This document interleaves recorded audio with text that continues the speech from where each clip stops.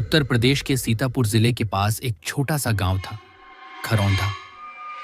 गांव के बाहर एक कच्चा रास्ता था जिसमें एक मोड़ पड़ता था, 13वां मोड़। लोग कहते थे कि ये जगह मनहूस है। रात में यहां किसी अजीब प्रेत का साया घूमता है। हवा हमेशा रोती औरत की तरह चलती थी और पेड़ों की टेढ़ी जड़ें राहगीरों को पकड़ने को उतारू लगती थीं। गांव वाले साफ चेतावनी देते थे, 13वें मोड़ पर रात में मत जाना, वहां उल्टे पैरों वाला प्रेत रहता है। गांव में एक लड़का था, रमेश, 22 साल का, हिम्मती और थोड़ा जिद्दी भी।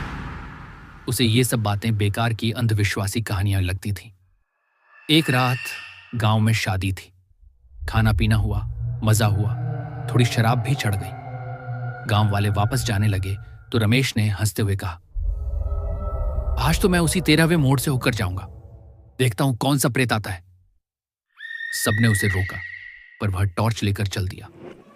जैसे ही वह 13वें मोड़ के पास पहुंचा, हवा अचानक थम गई। पत्तियां हिलना बंद, कुत्तों का भौंकना बंद, सब कुछ खामोश।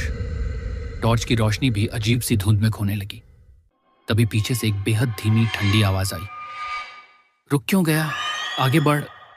रमेश का खून सूख गया। उसने मुड़कर देखा, कोई नहीं। डरते डरते वह आगे बढ़ा। तभी उसने देखा कि रास्ते के बीच में एक औरत खड़ी है।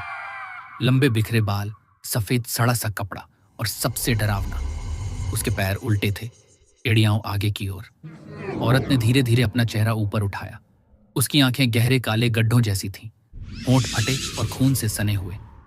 वह कांपती टूटी आवाज में बोली, मेरे साथ चल, मैं बहुत अकेली हूं। रमेश पीछे हटने लगा। उसकी टांगें कांप रही थीं।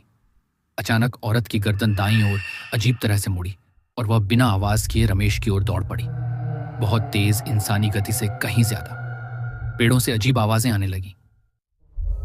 भाग मत, तेरे पांव तो सीधे हैं, उल्टे नहीं। रमेश ने जान बचाने को दौड़ लगाई।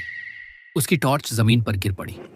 अंधेरा इतने घने धुएं की तरह फैल गया कि उसे खुद के पैर भी ना दिखते। तभी किसी ने उसके कंधे पर बर्फ जैसी ठंडी पकड़ रख दी। रमेश की चीख गूंज उठी, बचाओ! और फिर सब सन्नाटा। सुबह गांव वाले 13वें मोड़ पर पहुंचे। रास्ते पर रमेश की चप्पलें पड़ा थीं और मिट्टी में पैरों के निशान उल्टे थे, जैसे कोई प्रेत रमेश को घसीट कर ले गया हो। गांव में खोजबीन हुई, झाड़ फूंक हुई, पर रमेश कभी नहीं मिला। आज भी रात में उस मोड़ से गुजरने वाले लोगों को एक धीमी आवाज सुनाई देती है, मेरे साथ चल, मैं अभी भी अकेली हूं। और सुबह मिट्टी में फिर से नए उल्टे पैरों के निशान मिलते हैं।